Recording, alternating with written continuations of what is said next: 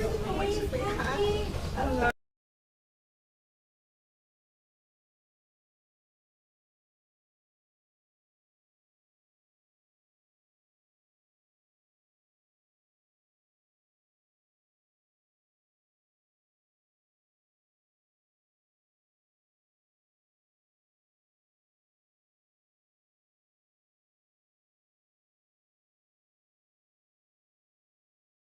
Hi, everybody. Oh, you wouldn't have been mad. That's better than for you. I'm so sorry I was running a few minutes late. I literally just came from Tallahassee. They had the swearing in of the new Speaker Designate of the legislature, so we got to be there, right? And so there was a little, I guess, snag at the airport, so I had to get my luggage and went to the office and dressed out of my suitcase. So I felt like this is Bond or something. But anyway, I'm just so happy you all are here today. And I want to welcome everyone, not only all of our new assistant state attorneys, but you have a very distinguished group up here. I'm going to start at the right. I could start with you, but no. You're going to be first. You're first in all things, Pastor Jackson. So over there is Judge Orlando Prescott. Thank you, Will. And we love him. He's a former assistant state attorney. We'll hear about him in just a few minutes. And then next to him is the one and only. She does this every single time we have a new class because it's so important to her, but it's such a blessing for us. Judge Beth Bloom from our Federal District Court. The man who I call, you saw what he gave me, like a bear hug, so I call him a Papa Bear sometimes. Pastor Alfonso Jackson Sr., you're just so wonderful. I'll tell you a little bit about him in a minute too. And then over here is, this is a wonderful surprise. Where's Jake? There's Jake, front and center. Okay. So Jake. Everybody to know he does not want to. A little later, right? So Judge David Young is his nephew. Is that the right? So you're his uncle. And it'd be a little weird if you were his nephew, but reality TV show. Anything. And so he really and also Judge David Young is a former assistant state attorney from this office. He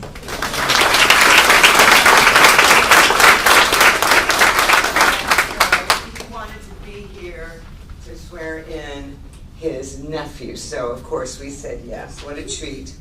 So I just want to say to all of our friends and family that are joining us here today, you know, I always look forward to this ceremony because after I interview all of you and we hire you and you go through this huge process, and then I look forward to seeing you all again, right, in this room being sworn in, one of the most important days in your journey, in your legal career.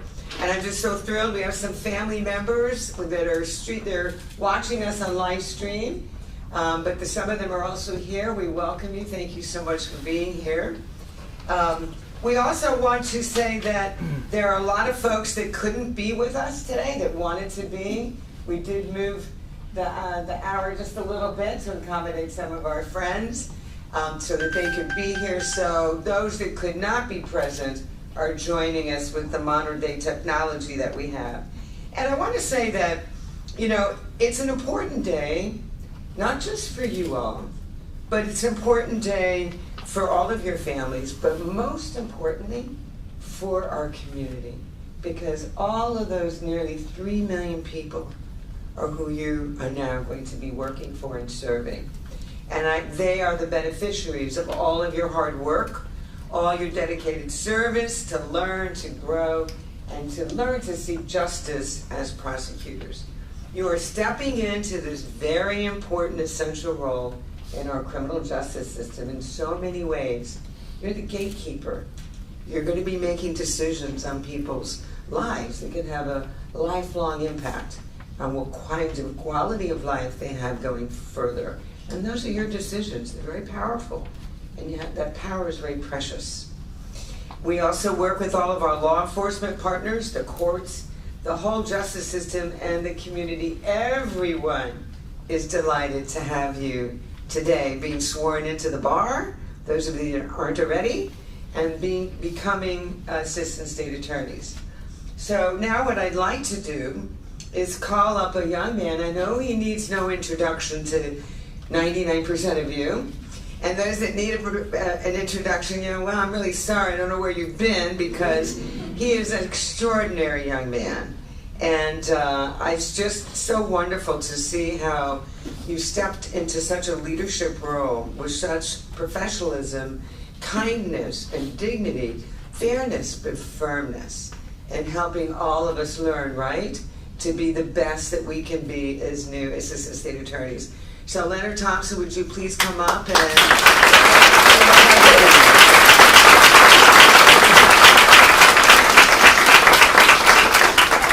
Thank you, Ms. Rundle. Again, I just want to give a brief congratulations to you all. Congratulations to your families, and we're very proud of your accomplishments and what you all will accomplish moving forward. Every day in court, you guys will get to say such and such on behalf of the state of Florida, so we will do the Pledge of Allegiance. I pledge allegiance to the flag of the United States of America and to the republic for which it stands, one nation, under God, indivisible, with liberty and justice for all. All right, congratulations. Thank you. And then it's a real personal, you could see it was a very personal and professional privilege for me to introduce the Reverend Dr. Alfonso Jackson Sr., who is the pastor of Second Baptist Church to give our invocation. And as he works his way up here, which isn't too far away, I just want you to know that you probably witnessed firsthand that Dr. Alfonso Jackson really has a very special place in my heart. His father, in addition to him and his family today, but his father, Pastor Arthur Jackson, and his predecessor at the same church, Pastor Ferguson, both were great counselors to me and friends to me when I was sort of your age-ish. It's a long time ago. And it really helped me and counseled me as a younger ASA and got me ready to be the state attorney in the future. And so I thank you so much, Pastor Jackson, for being here. Thank you.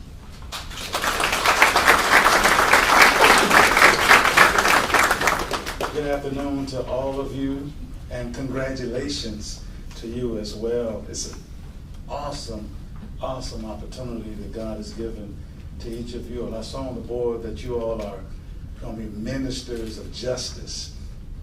And I'm a minister of the gospel, but there's a lot of justice in there as well. If I could say something to you as I pray, I ask you to be men and women of vision, and not just sight, but vision. One great man said that one of the greatest gifts that God gave to man was not just the gift of sight, but vision. Helen Keller said that what's even worse than being physically blind is having sight with no vision. I believe that it's going to take vision, and that is a mental picture of your future. When you stand and when you try cases and when you defend this great logo, having the vision to see beyond what you see into the hearts of the cases and walk in integrity. There are always those that you hear about. You make the news when you do bad. You don't make the news of that, but how many more are doing the right thing? How many more are getting the job done that never is recognized? Hey, success is your own reward, and I really am praying that you all will be successful. Let me pray. Eternal God, our Father, we come now with this great assembly, young men and young women that have prepared themselves, studied hard, passed tests, exams, reaching for goals. They've come now to this point. We're thankful for them. We're thankful that their hard work has paid off.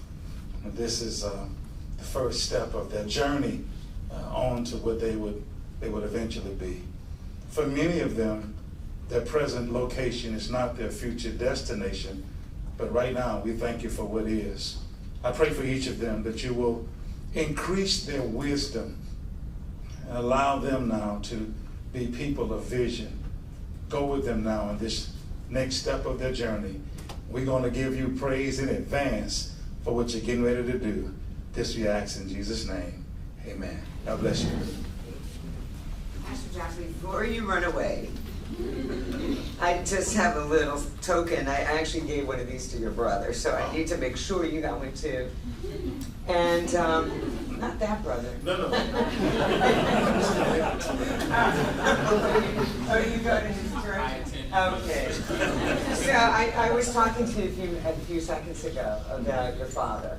And I was reflecting back on just so many wonderful things about him and you and your family and your teachings and your prayers that you give to all of us to make sure that we're always striving to do the right thing. And I have this photograph, okay? And I actually served, and I'm that funny looking girl there with the big hair and big shoulder pads. I was in that. And guess who that is? It's my dad. That's your dad. Yeah. That is awesome. Isn't that lovely? That's 1996. 1996. 1996. Wow. He's the tallest guy there, actually. Now we know where they get it, right? So, thank you. All right. Thank you. We love you so much. Thank you. so much.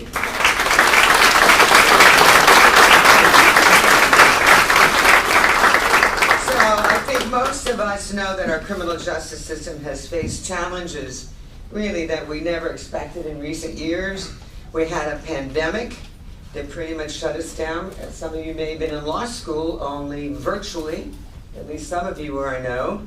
And we had to, as an office, we had to get thousands, it seems like, computers out to everybody's home so that we could work remotely. And then we experienced what the nation did and local, what they did, and that was the period of the Great Resignation. And yet, we navigated through these difficulties.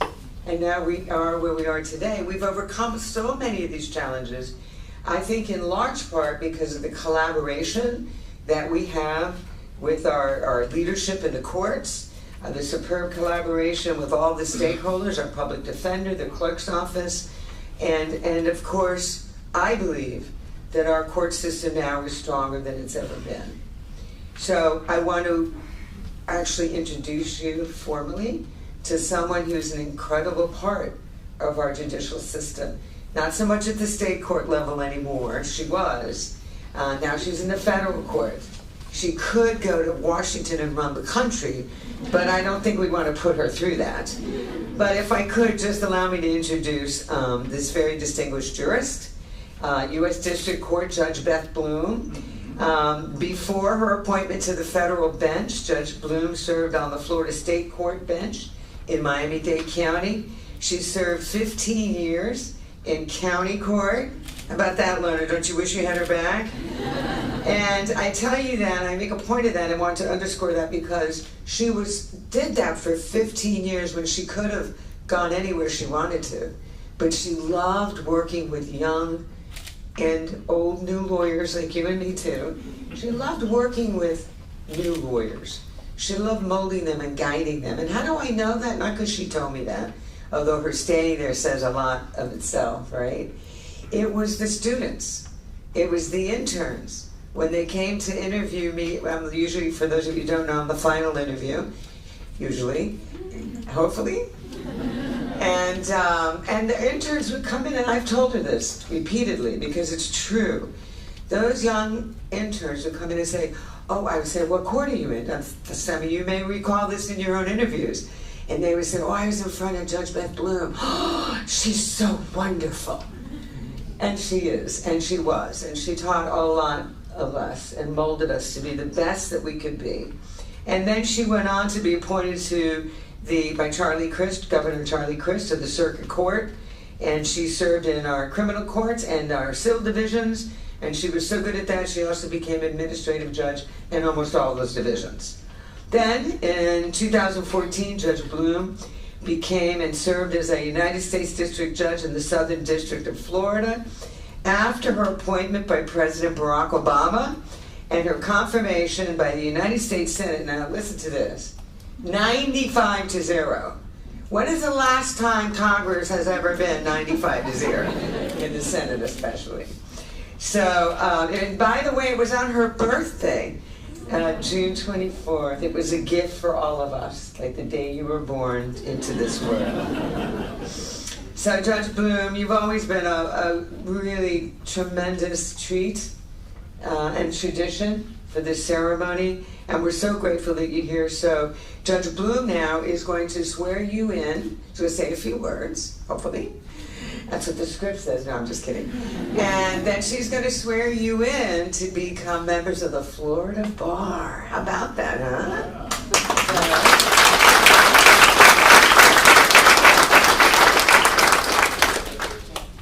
Thank you, Kathy, and it is certainly a pleasure and a privilege to be here. Congratulations on your journey to this exciting chapter in your life. And I hope that each of you will take the time to take in all the success that today brings to you and to your families. Today you are going to recite your oath of admission to the Florida Bar, and today will be a day that you always will remember, a day of celebration, marking the end of a major effort to achieve the title of attorney or esquire. You're now joining the noblest of professions, and you will now be an officer of the court. I'm certain that many of you have had moments of personal reflection. What experiences will this next chapter bring? So much of it depends upon the type of lawyer that you choose to be. Will you be the one who makes a difference, who makes our world a better place? The blessing that I have had over the years is to be inspired and my life enriched by everyone here.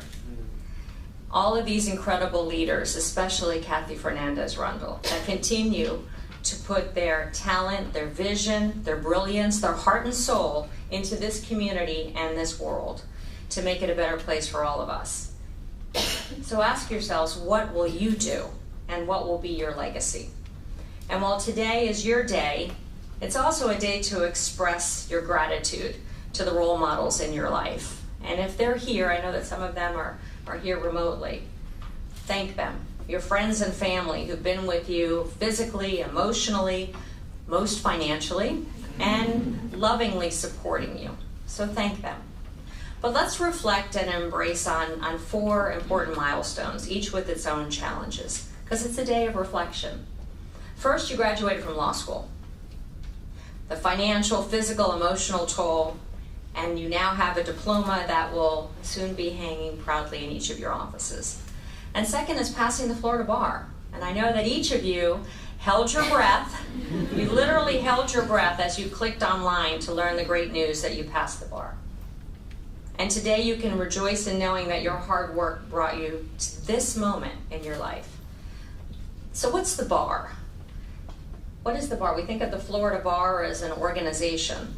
The bar is a word that has come to mean an association of lawyers, yes.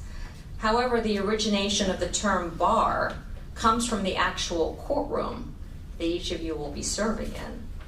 The bar is the protective border, the railing which separates the general spectators area of the courtroom from the area that's specifically and specially reserved for the judges, the attorneys, the parties, and the court officials. It's the bar that you will now pass as you sit at counsel table, stand at the podium, or approach a witness on the stand.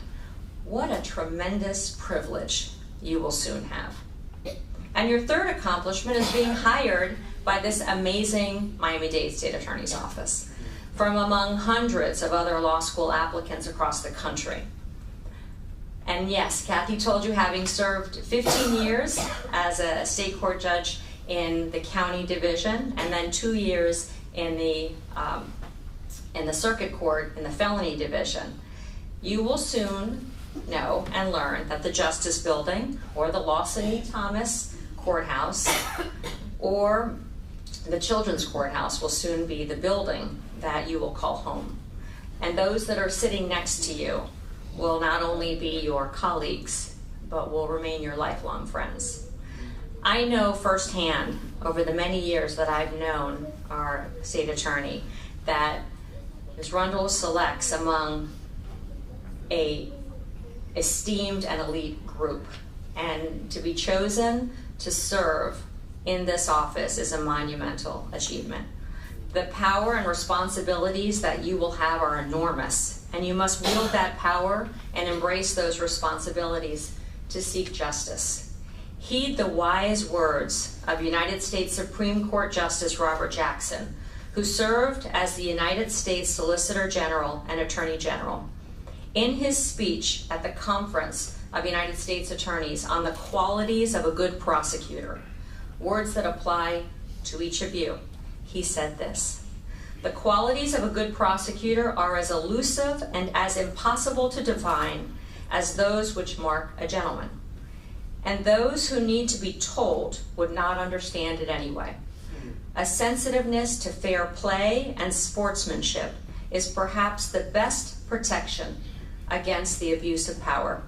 And the citizen's safety lies in the prosecutor who tempers zeal with human kindness, who seeks truth and not victims, who serves the law and not factional purposes, and who approaches his or her task with humility."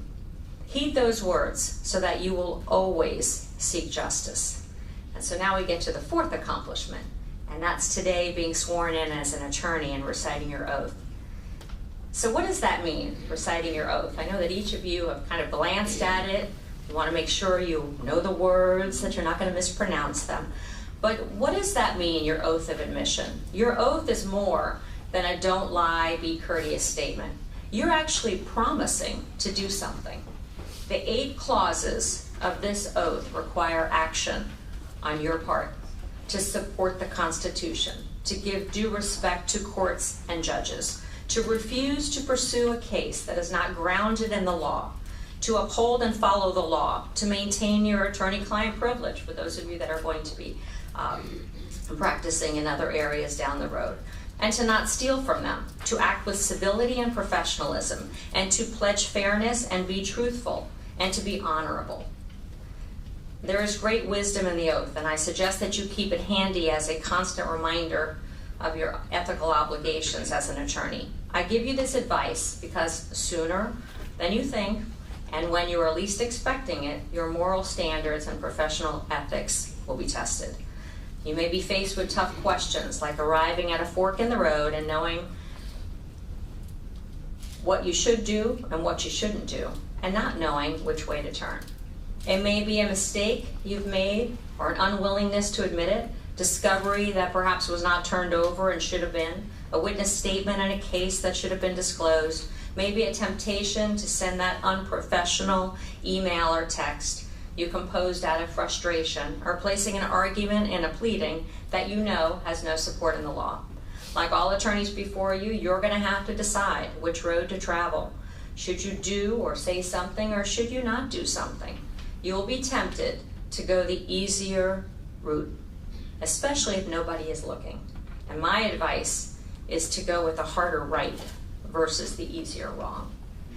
The great Chief Justice Earl Warren once said that the law floats in a sea of ethics, and what is most important is whether you will adhere to your oath from the moment you begin your first day of practice until the moment you retire.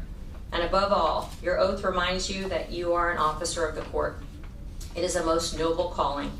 I've been a proud member of the Florida Bar for nearly 36 years, and 29 of those years as a judge. And if you believe, as I do, that serving as a lawyer is a privilege, a calling, a vocation, then you act differently, and you view your purpose differently than if you just see it as another way to make money. Even today in England, when lawyers become an advocate or barrister, they are called to the bar. Canadian lawyers use the expression called to the bar rather than admitted to the bar, and it will be a privilege soon conveyed to each of you. So I have 4 pieces of advice before I swear you in as officers of the court. One is to remain grateful and strive for harmony. Gratitude will decrease your response to stress, which is going to be inevitable.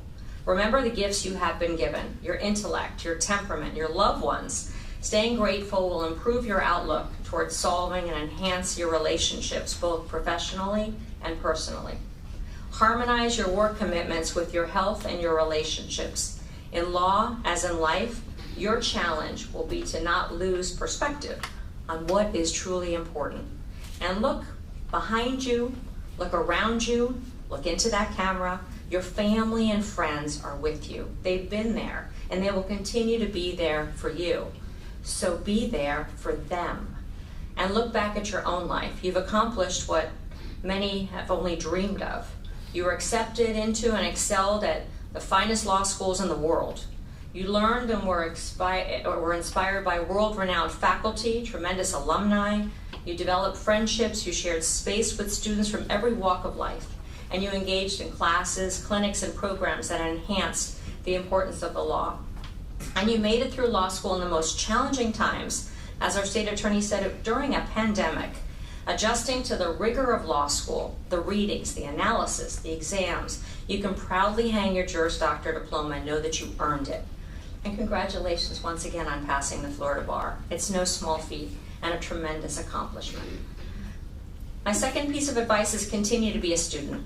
There will be times where the work may seem unimportant or too complex. You will need to adjust your experiences, your expectations, or learn a new area of law that is required. But be faithful to the law and read the new cases when they are published. You will stumble at times, learn from others and from your own mistakes.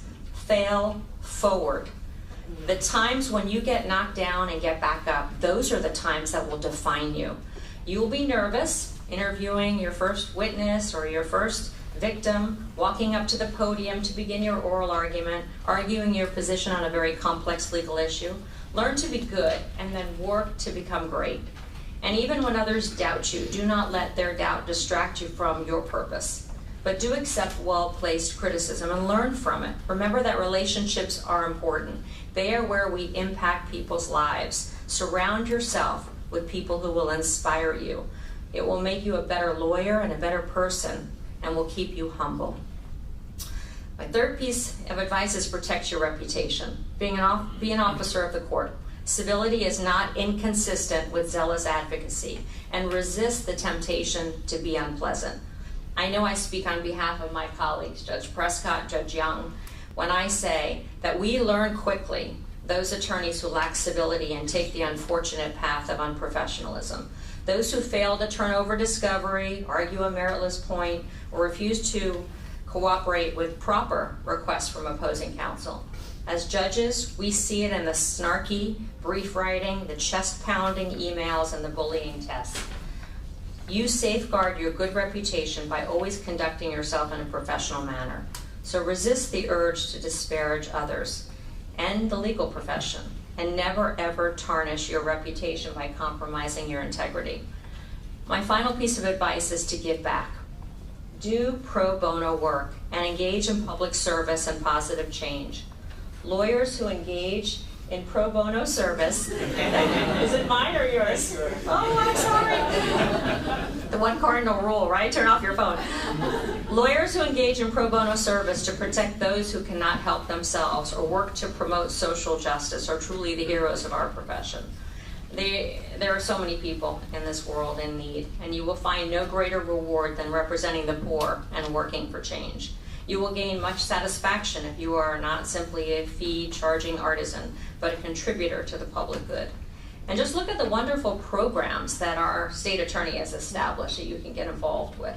The Second Chance Program, the Victims Assistance Program, the Gun Violence Initiative, the Justice Project. There's so many opportunities created by the tremendous vision of this one person and her team. Like our state attorney, another one of my heroes is the late Supreme Court Justice Ruth Bader Ginsburg. She consistently was a voice for positive change and individual rights. Before her appointment to the bench, she did significant pro bono work for the ACLU. And through her work, she shaped the law and the rights of so many. She famously said that whatever you choose to do, leave tracks. That means don't just do it for yourself. You want to leave the world a little better for your having lived. I'm so proud to share this day with you. And as you raise your right hand and you're sworn in as the newest member of the Florida Bar, please remember to leave tracks. And may each of you use your time and talents to make our world a better place for all of us. So it's now my honor to administer the oath of admission, and I ask that you stand, raise your right hand, and please repeat after me. And I know, David, did you want to individually? He's already been sworn. Ah, okay, all right, all right. We're gonna do one more time. So raise your right hand and repeat after me, please. I do solemnly swear. I do solemnly swear. I will support the Constitution of the United States. I will support the Constitution of the United States. And the Constitution of the State of Florida. And the Constitution of the State of Florida. I will maintain the respect due. I will maintain the respect due. To courts of justice and judicial officers. To courts of justice and judicial officers. I will not counsel or maintain. I will not counsel or maintain. Any suit or proceedings. Any suit or proceeding. Which shall appear to me to be unjust. Which shall appear to me to be unjust. Nor any defense. Nor any defense. Except such. Except such. As I believe. As I believe. To be honestly debatable. To be honestly debatable. Under the law of the land. Under the law of the land. I will employ. I will employ. For the purpose of maintaining. For the purpose of maintaining. The causes confided in me. The causes confided in me. Such means. Such means. Only as are consistent. Only as are consistent. With truth and honor. With truth and honor. And will never seek to mislead. And will never seek to mislead. The judge or jury. The judge or jury. By any artifice. By any artifice. Or false statement of fact or law. Or false statement of fact or law. I will maintain the confidence. I will maintain the confidence. And preserve inviolate. And preserve inviolate. The secrets of my The clients. secrets of my clients. And will accept no compensation. And will accept no compensation. In connection with their business. In connection with their business. Except from them. Except from them. Or with their knowledge and approval. Or with their knowledge and approval. To opposing parties and their counsel. To opposing parties and their counsel. I pledge fairness. I pledge fairness. Integrity. Integrity. And civility. And civility. Not only in court. Not only in court. But also. But also. In all written and oral communications. In all written and oral communications. I will abstain. I will abstain. From all offensive personality. From all offensive personality. And advance no fact. And advance no fact. Prejudicial. Prejudicial. To the honor or reputation. To the honor or reputation. Of a party or witness. Of a party or witness. Unless required. Unless required. By the justice of the cause. By the justice of the cause. With which I am charged. With which I am charged. I will never reject. I will never reject. From any consideration. From any consideration. Personal to myself. Personal to myself. The cause of the defenseless or oppressed. The cause of the defenseless or oppressed. Or delay anyone's cause. Or delay anyone's cause. For lucre or malice. For lucre or malice. So help me God. So help me God. Congratulations to each of you.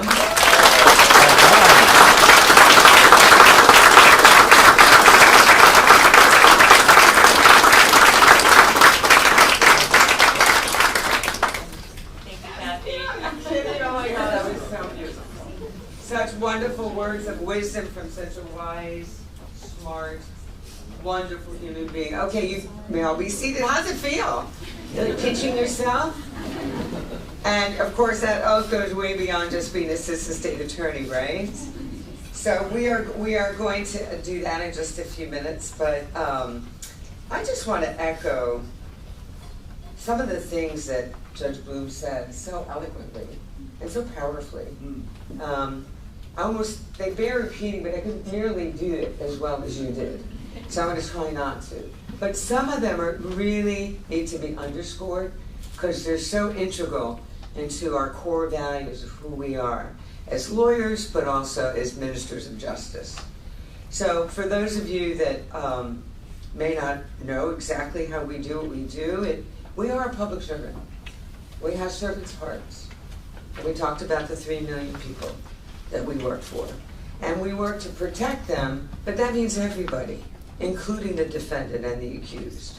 And we do the work we do, which later becomes a labor of love, maybe sooner rather than later, because we know that justice is vitally important to our community, to our state, to us as individuals, now to you as professionals, and to everyone who comes in contact with our system. You will ask any former, I promise you, you will ask any former assistant state attorney that was in this office, including a couple that are here today. They'll tell you whether they're a judge today or they're running what they call big law. I'm so glad you didn't choose them right away. Or they're just practitioners or criminal defense lawyers. So many of the criminal defense lawyers came from this office, so they know what we stand for. They'll tell you, though, this is the best job. You may not, it's definitely not money-making. But you heard what Judge Bloom said about that. That's not why you went through everything you went through.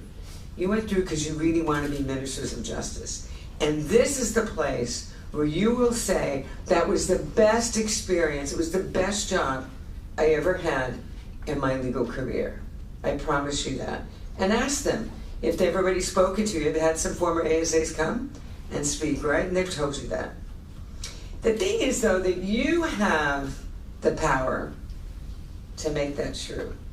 I think the pastor said that when he was giving his words of wisdom, his pearls of wisdom. He talked about that. It comes from you. So if you want to make that statement true, it's going to be you that makes it so. We all hired you. I hired you. The whole recruitment team that you went through, sort of the, oh my gosh, this one and that and this hurdle and that, and get this in and information and all the background check. Well, you know what? You did all that so that you could be here today. And we're so happy for you being here today. And the other thing about you as a class is you really do reflect the diversity that makes this office so strong, because we represent a very diverse community. Think of this. You were recruited from all over the country. You live and gotten your educations from all over the United States, right? Florida, Massachusetts, North Carolina, Washington, D.C., Utah, Nebraska, Illinois, Pennsylvania, Idaho, California, Ohio, Texas, Nevada, Alabama, Colorado, New York, Virginia, and Puerto Rico. Who's here from Puerto Rico? Did Chris? Yeah, there he is. All right, you made it. We're so happy for you. All of you bring with you different backgrounds, knowledge, and life experiences is what you're going to use every day when you're making decisions. You have interned and clerked for judges in the Florida Circuit Courts, the District Courts of Appeal, the Supreme Court of Florida. We now are going to have you may like to know this, Your Honors, that we now have the Florida Supreme Court that's offering clerkships for having worked in this office with the Supreme Court. You've also clerked for federal district court judges, like, if you were lucky, like Judge Beth Bloom. You've studied and earned degrees in political science, criminology, psychology, economics, computer science, philosophy, international relations and affairs, intercultural human rights, sociology, history, Latin American studies, legal studies, media and communications, business administration, and environmental science. Many of you speak Spanish and English, but there are others of you that also speak French, Mandarin, Italian, Hebrew, and Tagalog. You've worked or interned for numerous other federal and state agencies. You've interned in the criminal justice field with either prosecutors or with the public defender's office. You've experienced on trial teams and moot court teams, and you in law school, and you've competed nationally against other law schools and law students. You have experience, some of you, in private law firms, conducting both civil and criminal practice. And you've worked in the offices of legislators, congressmen and women, and senators. And some of you even had careers before becoming attorneys. Imagine that. For instance, we have Gerald Bertrand, who was at Miami-Dade, a police officer for more than 30 years before starting his second career. Thank you for your service. We have Roger Alvarez. He was not only attorney in our child support unit before switching over to prosecution side of our office, but he was a computer software engineer before that. Where's Roger? There you are, all the way in the back. Thank you, Roger. And just a little quick tidbit, this is what a good soul he is. So he just came from child support to here. And I think all of you know, you all don't, our guests don't know, but the Child Support Division got an extra large amount of money from the legislators. I know, I'm glad you're laughing, not crying. And I hope you're also celebrating for our brothers and sisters that got that. We went to Roger and said, Roger, do you want to go back? We get it if you want, you know. And he said no. He turned down tens of thousands of dollars, I think, wasn't it? About I 40,000. know they're wondering if you should be sort of, you know, psychologically evaluated. No, I call you out on that because that's such a noble decision you made. You turned down money to go to work in the criminal justice system in county court, to be a minister of justice here. And you know, I remember what you said when you came over here. I think I can do more there than I can do in the child support program. So thank you very much. Then we have Joselito Burgos, who worked at the Department of Defense. There you are. He worked at the Department of Defense from 2001 to 2021, and he was recognized for his incredible service during our war on terror. Thank you so much. So the various experiences that you all have, it's going to be invaluable to you and to your colleagues, to each other, as you work together to serve our community, our state, and our country. I talked to you about some of your extraordinary talents, experiences, and interests during our individual interviews, and I enjoyed them so much. But I also learned since then, and we want to share this with our guests, that we learned some interesting things since then about each of you.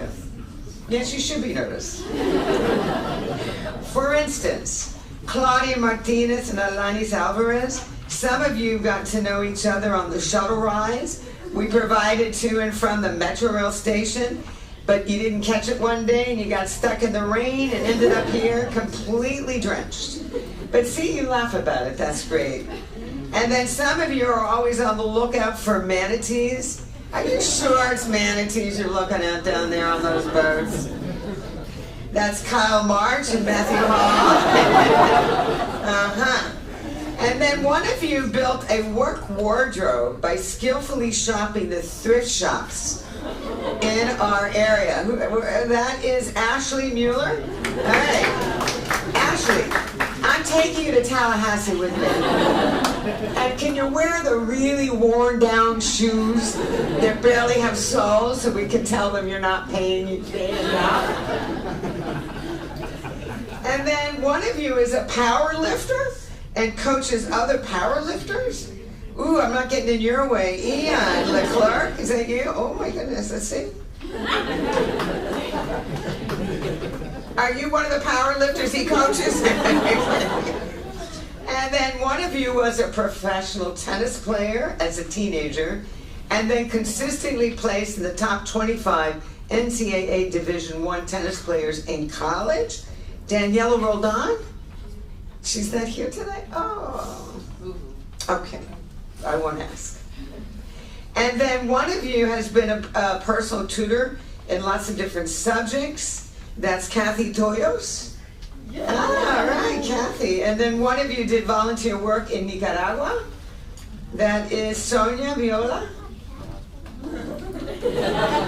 Oh, now you can clap for yourself. It's okay.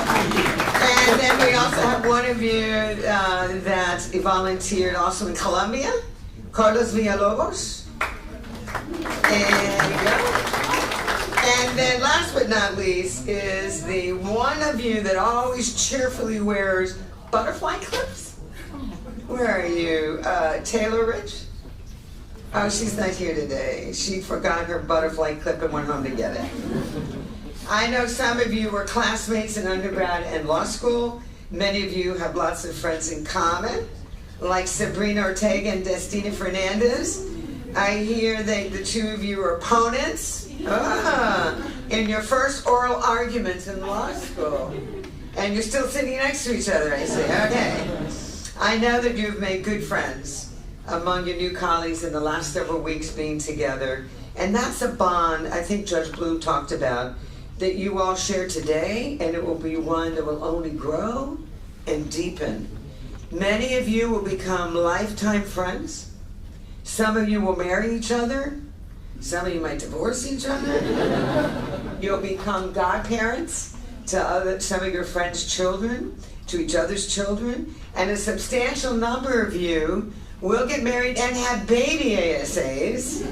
And Daisy Hernandez is like one of those. Daisy, our chief assistant, Daisy. She met her husband, Armando, here at the state attorney's office. His beautiful 2 little baby assistant state attorneys are teenagers now. Now they're yours, okay? But we all know, we've all experienced that some of the best friends I have had for a lifetime started here, those friendships. My mentor in my journey in the legal career was Janet Reno, and she became the first woman Attorney General of the United States of America. And that was a great friendship that I was really blessed to have. So, after 5 weeks rather, of training, I got a little emotional thinking about Janet. You know what we expect of you, right? There's no surprises here. You are aware that equality under the law, cultural sensitivity, and respect for diversity are really core values that we hold very close knit to our very soul. We need you to treat all people with dignity. You need to treat them as if you're your aunt or your uncle, son, grandmother, grandfather. Just the way you would want yours to be treated, that's how you have to treat people. And kindness and humility that Beth Bloom also spoke of, these are virtues that you must employ every single day. In many ways, we are the first line of defense for the accused, for the defendants.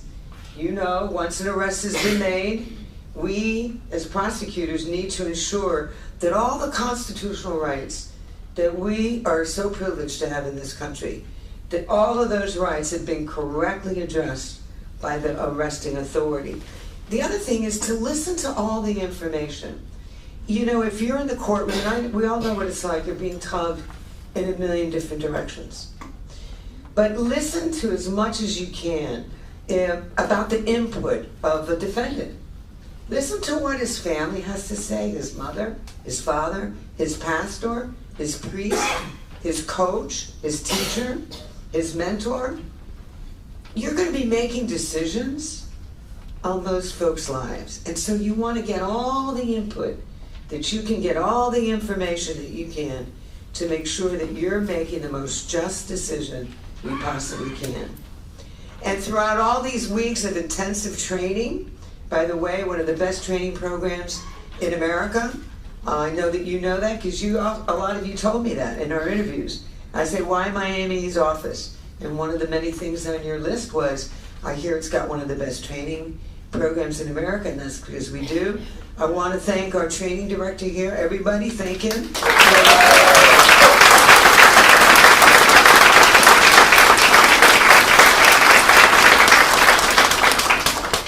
And then the leaders of this office. Oh my gosh.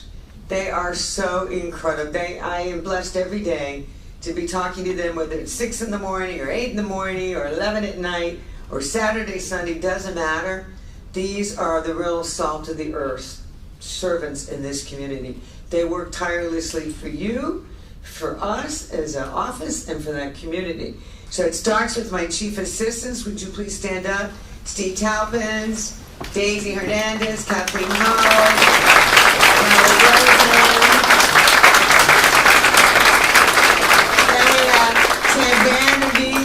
I saw Nilo Cuervo. Where's Nilo? He left? Oh, he took a phone call. You see what I mean? Constantly working for the community. Thank you so much for your leadership. They are there for you 24/7. Any questions you have, because remember, our role is to make sure that we're all the best we can be. So we're always trying to help each other, boost each other up, and lift each other up. And then we have our senior trial counsels. Don't know if any of them made it here today, but you know who they are in the office. They're the ones that handle the really horrible double murders, triple murders, senseless murders, people who rape their own children, kill their wives. You know who they are. It's terrible. The inhumanity of humanity, the underbelly of society. They have the hardest, toughest cases, but they're also wonderful mentors for you. Do not feel that they're unapproachable. They're not. They're there for you. They'll be the best mentor, and you can go in with any question. You may think it's silly, but they'll understand, and they'll want to help you. So you've also heard from our elected officials. You heard from our public defender, Carlos Martinez. He's a great partner of ours. We invited him to speak to you because I want you to also understand some of the consequences that you may not see of the decisions that you make. You heard from Carlos Gonzalez, who is our safety training at the Safety Training Institute, who is our partner of law enforcement, about the structures and the procedures, the training, and the experience that our law enforcement partners need to undergo to serve this community. You've also learned how we collaborate to have what they call Smart Justice Miami style. And when I interviewed a lot of you, one of the answer to your question when I asked, why Miami State Attorney's Office? And Judge Bloom said there's so many other choices you could have made. And out of so many of your thoughts came because I like your smart justice, your approach.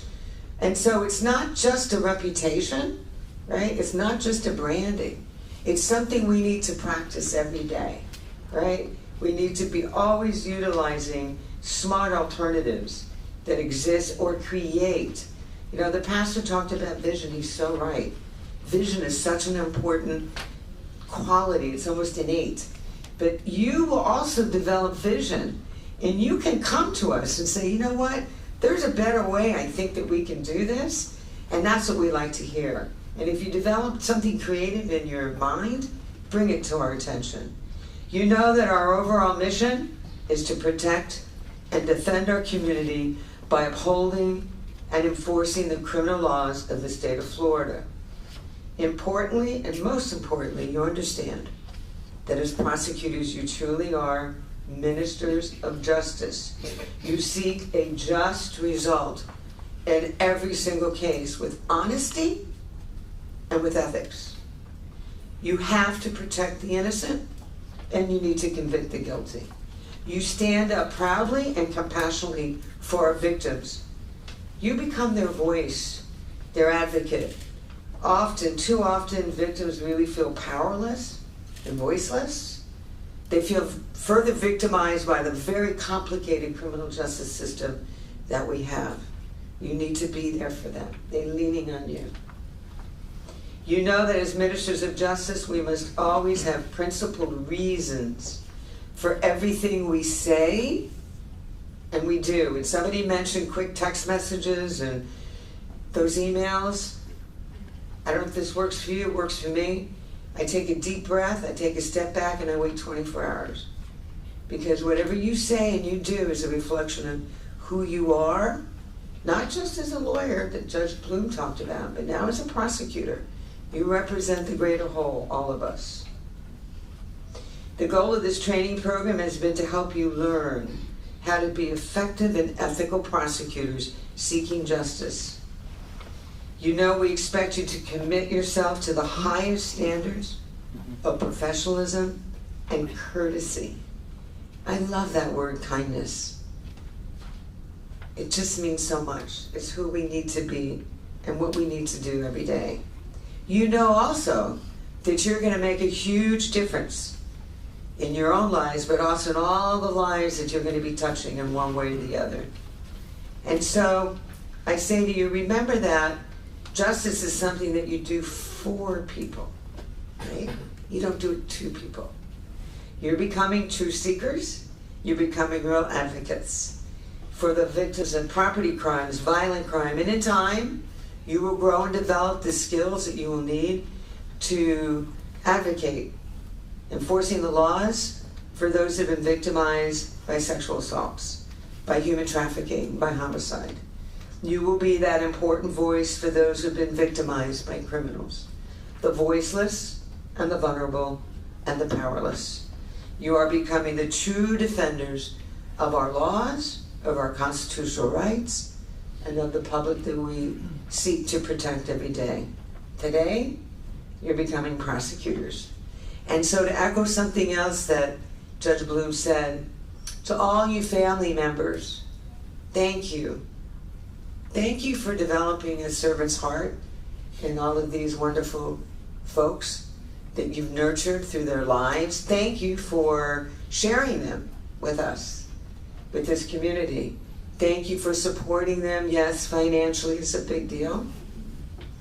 They won't be off your payroll for a while.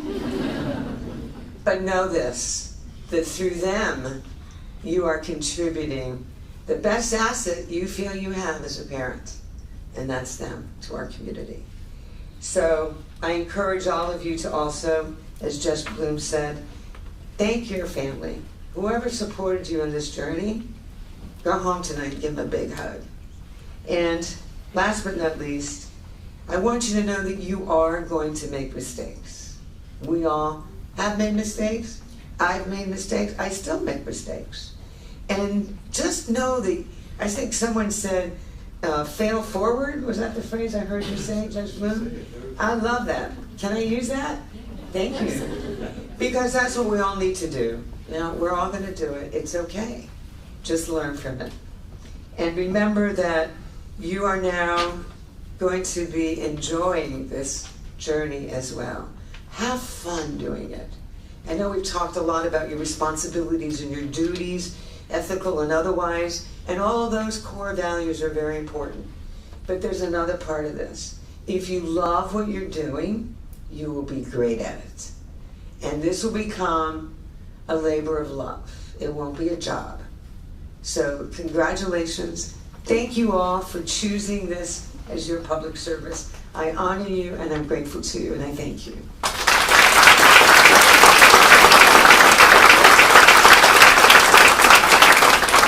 So with that, with no further ado, you don't have to listen to any more speeches or preaching, right? I want to now bring up a very special human being to us, Judge Orlando Prescott. Let me tell you a little bit about him. I told you he started his illustrious career here in this office. And then he went on to serve at the U.S. Attorney's Office for the Southern District of Florida. In 1999, he was promoted to the position of Deputy Chief of the Major Prosecutions Unit. In 2000, he was appointed to the County Court Bench in the 11th Judicial Circuit, and in 2005, he was elevated to the Circuit Court in our 11th Judicial Circuit to preside over our juvenile and criminal felony cases. In August of 2009, Judge Prescott was appointed by our Chief Judge, then Joel Brown, to serve as the administrative judge of our juvenile courts. I want to thank you so much because Judge Prescott, I call him Orlando with fondness. I hope you don't mind, Your Honor. And I want you to know, and he knows this, that there are times that when you look around and you want to have counsel, you want to ask a question, am I doing the right thing? Is there something I could be doing better? And you want to be introspective, just like I said that you can do and should do. I do that often with Judge Prescott. I'll call him and say, can I ask you a question about something? How do you view X, Y, and Z? And you know what? He's always honest with me.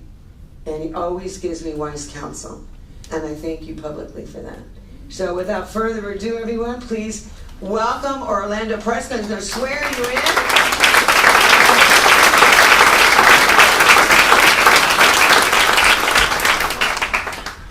Good afternoon to you. I ask you to give me a moment.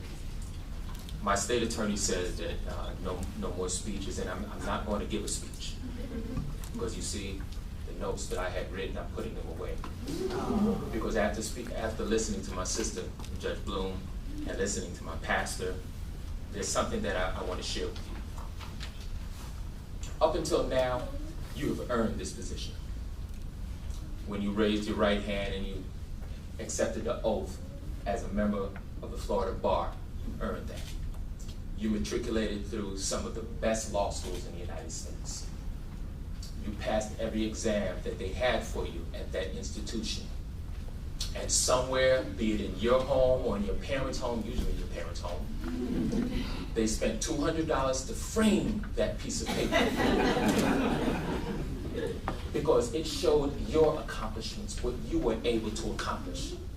And as our state attorney says, through the pandemic, you were able to accomplish this. You earned that. And then you sat for what some people call pure D-H-E double hockey sticks, the Florida bar. And you passed that. You earned that. You studied and you took that exam over the course of 2 days, and you got your score. You fell to your knees and you thanked God. So when you raised your right hand and you took the oath, you earned it. But what I've been tasked to do, to swear you in as an assistant state attorney, you didn't earn that. That's grace that is being bestowed upon you. And the only thing we can ask is that there, at some point in time, you prove yourself worthy of what Ms. Fernandez-Rundle is about to do. Because she scoured the United States. Just like the United States Marine Corps, I see the pin that you wear. It says many are called, but few are chosen. She could have selected somebody else to sit in their seat, but she didn't. She selected you. She could have selected somebody else to sit in your seat. It wasn't because of who you're related to. She couldn't care less about that. It's because she saw something in you that she wants to mature.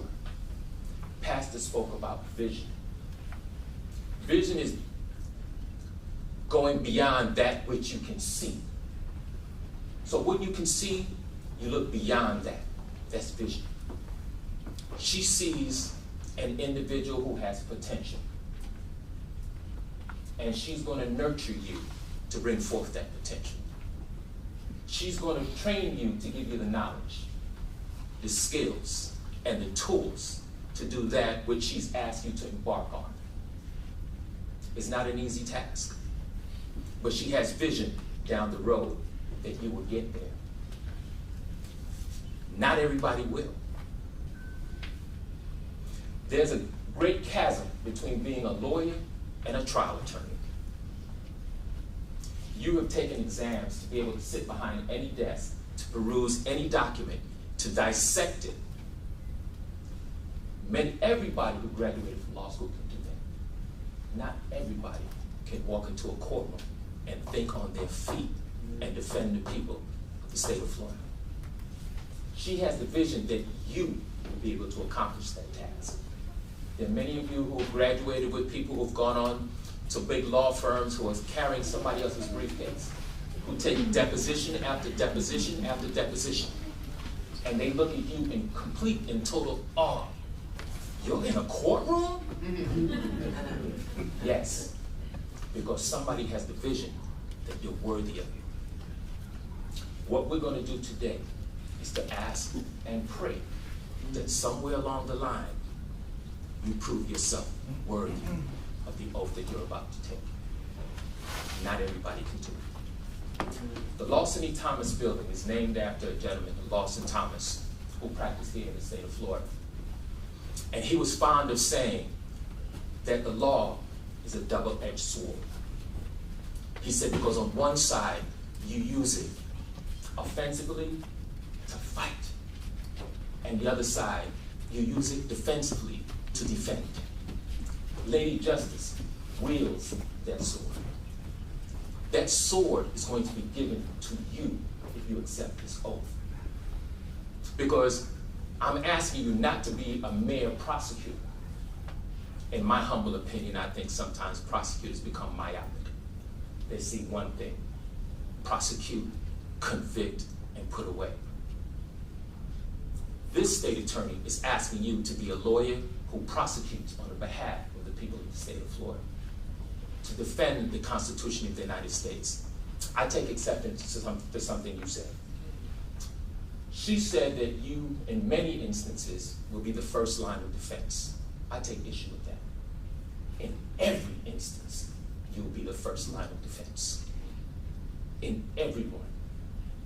What you want is for everybody who walks into that courtroom to have a sigh of relief that, you know what, whatever is done is going to be the right thing. Because you will not just have sight, you will have what? Vision. You don't want to see just what the police are going to give you. You're going to look beyond that. Because what you're searching for is the truth. And whatever it is, that's what you stand on. So you wield that sword mightily. And just as that speech that Judge Bloom spoke about, he also spoke about the prosecutors landing heavy blows. So when you walk into the courtroom and you fight for justice, you fight hard. But it also says that the blows that you wield should be fair. Justice, Lady Justice, is a jealous mistress. She's going to exact everything you have. Everything.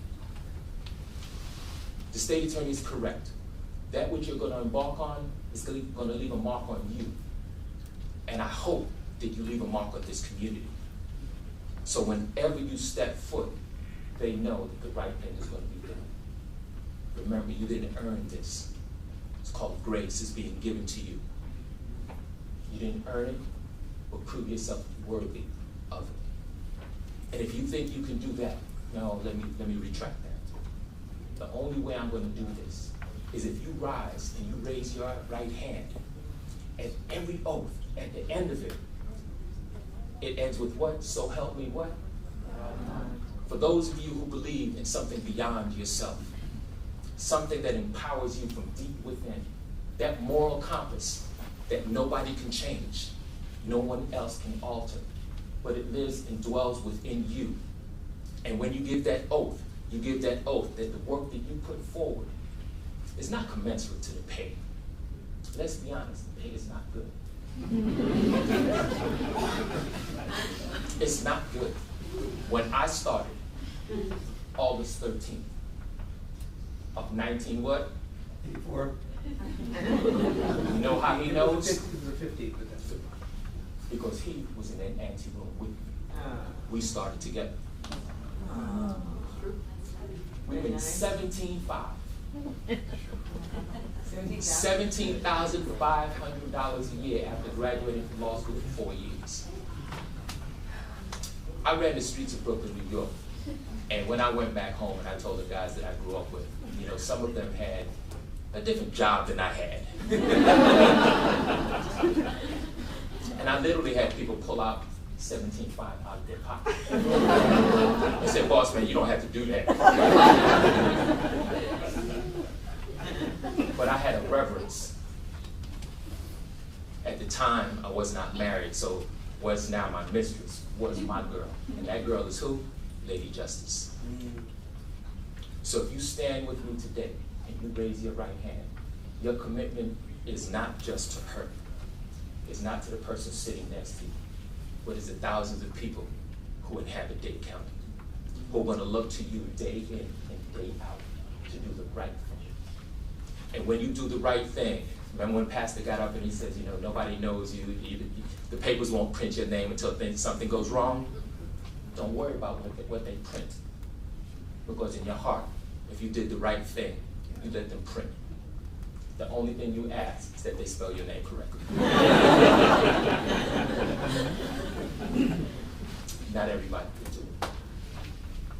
But since you're here, and you've taken the 5 weeks, and you've earned being a member of the Florida Bar, now the next step, because with this, there's no experience required, and quite frankly, no experience compares. If you're willing to take a ride of your life, and if you're willing to make the law your mistress, if you're willing to put in long hours to learn the craft of being a trial lawyer, it's not a science, it's an art form. If you want to know what it's like to stand in the well of the courtroom and introduce yourself and then have the title of Assistant State Attorney behind your name, and to defend all of the people of Miami-Dade County, I ask for you to rise and raise your right hand.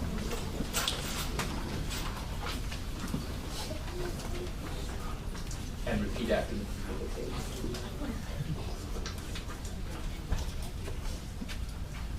I'm going to defer, give me a moment. I'm going to defer to my brother as he swears in his name. Thank you, Judge Prescott. I I state your name, and I know you're very embarrassed. State your name. You solemnly swear that I will support, protect, and defend the Constitution and government of the United States and of the state of Florida. That I am duly qualified to hold office under the Constitution of the state, and that I will well and faithfully perform the duties of Assistant State Attorney, on which I'm now about to enter. Congratulations.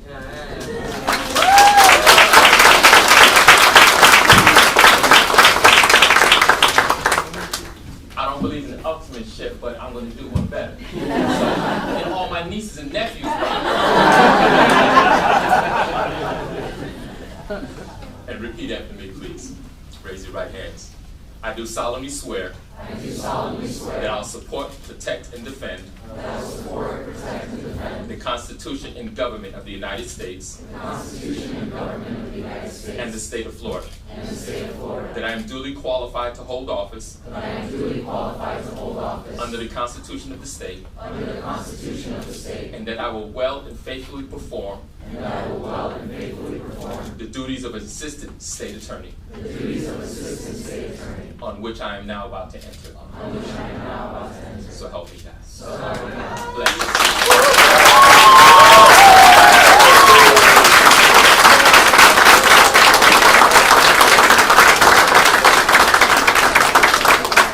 Wow. So I'm so glad that you did those. You see why I invite Judge Prescott back all the time? So wise. Thank you. So, family, so here's what we're going to do. Since we have the two of you at the table, here are your oaths. Do you want to help me, Leonard and Will, please? Let's see. So this thing will be, this is the one. Okay. There you go. So we can put one on each side, so we'll get some of that.